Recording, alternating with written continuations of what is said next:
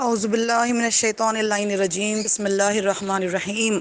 الحمدللہ رب العالمین وصلی اللہ علی محمد وآلہ الطیبین الطاہرین۔ ناظرین گرامی، السلام علیکم ورحمۃ اللہ وبرکاتہ۔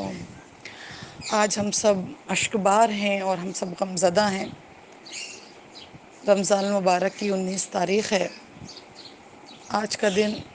امام علی مقام امام علی، زمین کے اوپر تنہا ذات گرامی جسے پروردگار عالم نے امیر المومنین کہا، اس کے سر اطہر پر ضربت لگائی گئی۔ جب بغض اور عداوت کی آندھی چلتی ہے، جب دلوں میں حسد اور کینہ اپنے درجہ کمال پر ہوتے ہیں، تو انسان حجت خدا کا، ولی خدا کا، نمائندہ خدا کا انکار کرتا ہے اور اسے اپنے جیسا بشر سمجھتے ہوئے اس کے سر اطہر پر تلوار چلاتا ہے۔ ہمارے لیے ضروری ہے کہ ہم ان دنوں میں اشکبار تو رہیں ہی، کیوں نہ اشکبار ہوں، جن کے لیے رسول اللہ فرما گئے ہوں کہ دنیا میں جو تمہارے پدر ہیں وہ تمہارے ظاہر میں والد ہیں، مگر باطنی پدر میں اور علی ہیں۔ آج تمام امت مسلمہ کے لیے یتیمی کا دن ہے۔ ہر ایک جو اپنے دل میں درد غم رکھتا ہے، درد دل رکھتا ہے، اور جو امام کی ولایت کا قائل ہے، وہ آج کے دن دشمنان اہل بیت پر، دشمنان علی پر نفرین کرتا ہے، اور ان شب قدر کے دنوں اور راتوں میں، ماہ رمضان المبارک کی ساعتوں میں ہر کوئی عزادار امام علی مقام ہے۔ لہٰذا ہماری 2 ذمہ داریاں ہیں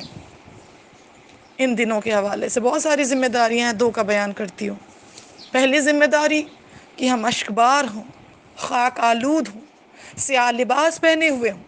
اور دنیا کو یہ پیغام دکھائیں اور دنیا تک یہ پیغام پہنچائیں کہ ہم محمد آل محمد کے چاہنے والوں میں اپنا شمار کرتے ہیں۔ اور دوسری ذمہ داری ہماری ان دنوں میں یہ ہوتی ہے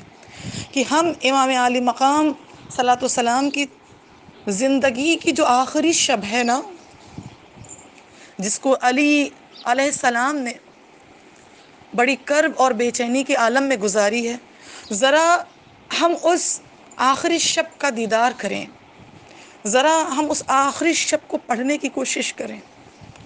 ذرا ہم اس آخری شب میں آئیں، دیکھیں جو کائنات کا مولا ہے، جو کائنات کا آقا ہے، جس کو اللہ نے اپنا ولی کہا ہے، جس کے لیے قرآن میں بے شمار آیتیں آئی ہیں، جس کے فضائل و کمالات کے لیے، جس کی ہر صفت کو اللہ نے اتنا پسند کیا ہے کہ جس کی کچھ حد و انتہا نہیں، جس کو تنہا رسالت کا گواہ اپنے علاوہ قرار دیا ہے۔ سورہ رعد میں فرمایا، قُلْ كَفَىٰ بِاللَّهِ شَهِيدًا بَيْنِي وَبَيْنَكُمْ وَمَنْ عِندَهُ عِلْمُ الْكِتَابِ۔ اے رسول، جو آپ سے رسالت کی گواہی پوچھتے ہیں، ان سے کہیے کہ گواہ رسالت تو ہے ایک ذات، ایک کردگار، ایک ذات علی ابن ابی طالب۔ آپ کے فضائل اور کمالات تک کوئی پہنچ ہی نہیں سکتا۔ علم کا دروازہ آپ کے در سے کھلتا ہے، سخاوت کا دروازہ آپ کے در سے کھلتا ہے، زہد و تقویٰ کا دروازہ آپ کے در اطہر سے کھلتا ہے، عبادت کا شعور ہمیں آپ سے سیکھنے کو ملتا ہے، فضائل کی تو کوئی انتہا ہی نہیں۔ آئے دیکھیں وہ آخری شب، آپ کا میرا مولا ہم سے کیا کہہ رہا ہے۔ میں نے ایک حدیث سنی اور میرا دل چاہا کہ میں اس حدیث کا تذکرہ ضرور آپ کے سامنے کروں۔ حدیث آخر ہے مولا کائنات کی کہ آپ جانتے ہیں کہ علی کی زندگی کا دستور ہے مجھ سے بہتر کہ آپ ہر شب اپنے ایک بیٹے کے ہاں یا ایک بیٹی کے یہاں مہمان ہوتے، اور جو کچھ بھی اس کے ہاں سامان افطار ہوتا آپ اس سے اپنی افطار کرتے تھے۔ کم از کم 30 اولادوں کا تذکرہ تاریخوں میں آتا ہے کہ امام علی علیہ الصلوۃ والسلام کی آخری شب، شب 19 18 کا روزہ رکھ کر آپ در دولت حضرت ام کلثوم پر آئے، اور آپ اس آخری شب میں اپنی چھوٹی بیٹی کے مہمان ہوئے۔ ہم نے کیا دیکھا کہ آپ نے مختصر سی غذا سے، نمک اور روٹی سے اپنے لیے سامان افطار فراہم کیا، اور اس کے بعد کہتے ہیں ایک عجب بے چینی، ایک کرب کا عالم تھا۔ بی بی فرماتی ہیں کہ میں خود اس شب اپنے بابا کو دیکھتی رہی، اور جب میں نے دیکھا کہ بے چینی اور اضطرابی میں حد سے سوا اضافہ ہوا، تو میں ایک مرتبہ اپنے آپ پہ ضبط نہ کر سکی، اور میں اپنے بابا کے سامنے جا کر میں نے پوچھا، بابا آپ نے تو عرب کے بڑے سے بڑے پہلوانوں کو پچھاڑا ہے، ان سے جنگ میں فتح حاصل کی ہے، کیا صبح کہیں جنگ ہے؟ کیا صبح کہیں جانا ہے جو اتنی بے چینی ہے؟ وہ امام جس پر بعض مسلمان خدائی ہونے کا دعویٰ کرتے ہیں، جو کمالات و فضائلات کا سمندر تھا، اس نے سلیقۂ عبادت، اطاعت اور بندگی سکھائی، اور کیا فرمایا، بیٹی کل اس کی بارگاہ میں مجھے حاضر ہونا ہے، کل اس کے دربار میں مجھے جانا ہے، جو اس دنیا کا، اس پورے کائنات کا خالق و مالک ہے۔ آپ نے پہلا پیغام دیا، تم جتنے چاہے فضائلات کے گوشے میں، اور ظاہر ہے کوئی علی سے زیادہ فضائل کا متحمل ہے بھی نہیں اور نہ ہو سکتا ہے، لیکن فرمایا کہ جب اپنے مالک، اپنے خالق، اپنے رازق، اپنے معبود کی بارگاہ میں آؤ تو ایک نحیف، ایک کمزور جو کہ تم ہو، اس کا اعتراف کرتے رہو، پار الہ تیری ذات اقدس کیا بلند تر ہے، میرا مرتبہ، میرا مقام کیا ہیچ ہے، کیا کمتر ہے، اور اس طرح اللہ کی بارگاہ میں آنا چاہیے۔ اور ایک آخری حدیث جو آپ نے شب 19 جو کہ شب قدر بھی ہے، آپ نے وہ فرمائی، اسی کو بیان کرنا چاہتی ہوں۔ آپ نے فرمایا، دنیا تجھ پر تف ہے، تجھ پر حیف ہے کہ تیری پاس جو کچھ بھی نعمت ہے، اگر انسان اسے حلال طریقے سے کما کر کے کھائے تو اسے اس کا حساب دینا ہے، اور اگر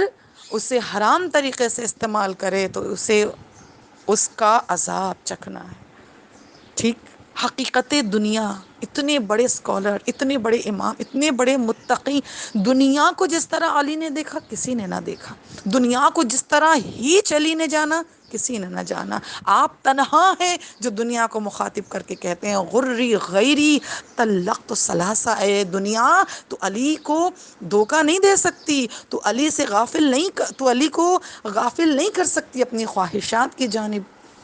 علی تجھے 3 دفعہ طلاق دیتا ہے، وہ علی دنیا کو آخری شب میں ہمارے لیے پیغام دیا، ہم سے کہا، ہم سے بتایا۔ ظاہر ہے امام علی علیہ السلام، آپ جب دنیا سے جا رہے ہیں تو علم سب سے بڑی وراثت ہوتا ہے، اور ہم باب مدینۃ العلم کے چاہنے والے ہیں، ہمیں وراثت میں علم علی ملا، ہمیں ضرورت ہے کہ ہم اس علم علی کو جو آپ آخری شب میں فرماتے ہیں اس کی طرف اپنے آپ کو کنیکٹ کریں، اور سمجھیں کہ امام جو اتنے بڑے اسکالر تھے، جو غالب کل اعلیٰ غالب ہیں، جو قسیم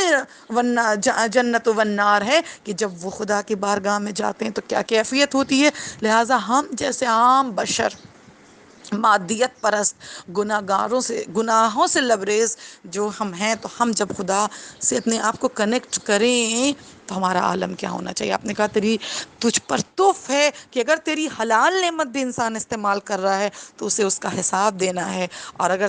تجھ سے حرام لے رہا ہے تو پروردگار عالم کی بارگاہ میں اس کا عذاب چکھنا ہے۔ آپ نے دنیا کا فلسفہ، دنیا کی تھیوری، دنیا کی نعمت، دنیا کی زندگی کو 2 لفظوں میں بیان کیا۔ کوئی نہیں ہے جو سمندر کو کوزے میں سمیٹے سوائے علی ابن ابی طالب کے، کوئی نہیں ہے جو کوزے کو سمندر بنا دے سوائے علی ابن ابی طالب کے، یہ آپ کا کمال ہے۔ اور پھر ہم نے کیا دیکھا کہ آپ کے سر اطہر پر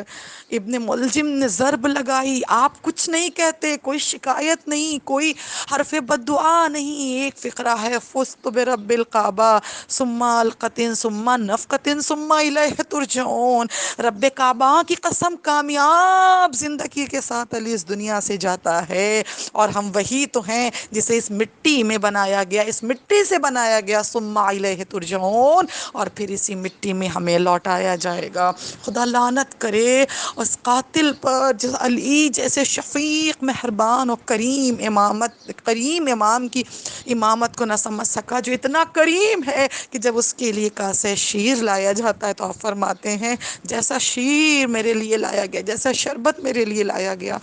ویسے ہی میرے قاتل کے لیے لایا جائے۔ کمال زندگی علی کی یہ تھی کہ آپ کی زندگی کا آغاز عبادت سے ہوا اور آپ کی زندگی کا انجام عبادت پہ ہوا، اور یہ دنیا انسانیت کا پہلا اسکالر، پہلا امام ہے جو یہ کہتے ہوئے رخصت ہو رہا ہے کہ رب کعبہ کی قسم، علی کامیاب کامیاب کامیاب ہوا۔ الا لعنۃ اللہ علی قوم الظالمین، سیعلم الذین ظلموا ای منقلب ینقلبون۔